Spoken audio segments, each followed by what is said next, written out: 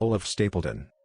William Olaf Stapledon, May 10, 1886, September 6, 1950, known as Olaf Stapledon, was a British philosopher and author of science fiction.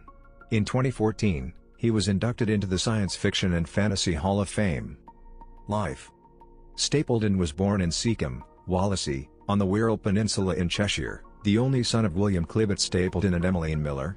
The first 6 years of his life were spent with his parents at Port Said, Egypt. He was educated at Abbotsham School and Balliol College, Oxford, where he acquired a BA degree in Modern History, 2nd class, in 1909, promoted to an MA degree in 1913.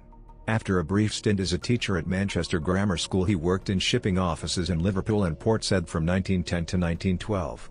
From 1912 to 1915, Stapledon worked with the Liverpool branch of the Workers' Educational Association. During the First World War he served as a conscientious objector. Stapledon became an ambulance driver with the Friends Ambulance Unit in France and Belgium from July 1915 to January 1919. He was awarded the Croix de Guerre for bravery. On July 16, 1919 he married Agnes Zena Miller, 1894–1984, an Australian cousin. They had first met in 1903, and later maintained a correspondence throughout the war. They had a daughter, Mary Sydney Stapledon, 1920–2008, and a son, John David Stapledon, 1923–2014. In 1920 they moved to West Kirby. Stapledon was awarded a PhD degree in philosophy from the University of Liverpool in 1925 and used his doctoral thesis as the basis for his first published prose book, A Modern Theory of Ethics, 1929. However, he soon turned to fiction in the hope of presenting his ideas to a wider public. The relative success of Last and First Men, 1930, prompted him to become a full-time writer. He wrote a sequel, Last Men in London, and followed it up with many more books of both fiction and philosophy. For the duration of the Second World War, Stapledon abandoned his pacifism and supported the war effort. In 1940 the Stapledon family built and moved into a new house on Simon's Field, in Caldy, in Wirral. During the war Stapledon became a public advocate of J.B. Priestley and Richard Ackland's left-wing Commonwealth Party, as well as the British internationalist group Federal Union. After 1945 Stapledon travelled widely on lecture tours, visiting the Netherlands, Sweden, and France, and in 1948 he spoke at the World Congress of Intellectuals for Peace in Wrocław, Poland. He attended the Conference for World Peace held in New York City in 1949, the only Briton to be granted a visa to do so. In 1950 he became involved with the anti-apartheid movement. After a week of lectures in Paris, he cancelled a projected trip to Yugoslavia and returned to his home in Caldy, where he died very suddenly of a heart attack. Stapledon was cremated at Llandican Crematorium. His widow and their children scattered his ashes on the sandy cliffs overlooking the Dee estuary, a favorite spot of his that features in more than one of his books. Stapledon Wood, on the southeast side of Caldy Hill, is named after him. Works. Stapledon's fiction often presents the strivings of some intelligence that is beaten down by an indifferent universe and its inhabitants who, through no fault of their own, fail to comprehend its lofty yearnings. It is filled with protagonists who are tormented by the conflict between their higher and lower impulses.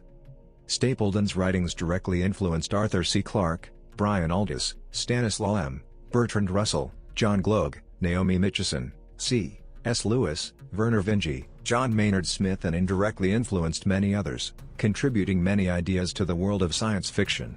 The supermind composed of many individual consciousnesses forms a recurring theme in his work.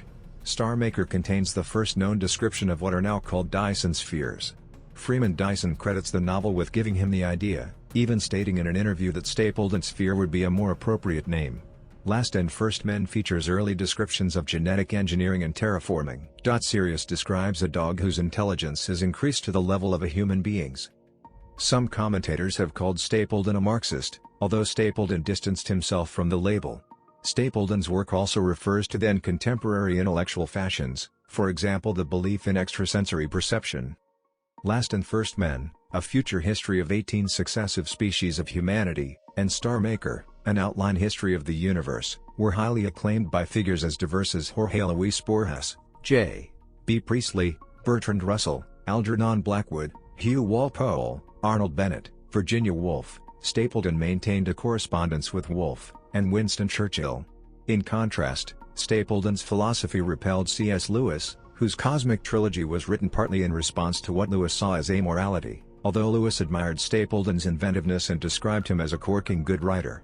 In fact, Stapledon was an agnostic who was hostile to religious institutions, but not to religious yearnings, a fact that set him at odds with H.G. Wells in their correspondence.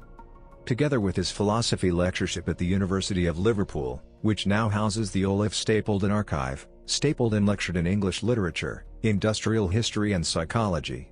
He wrote many non-fiction books on political and ethical subjects, in which he advocated the growth of spiritual values, which he defined as those values expressive of a yearning for greater awareness of the self in a larger context, personality and community. Stapledon himself named his spiritual values as intelligence, love and creative action. His philosophy was strongly influenced by Spinoza. Film rights.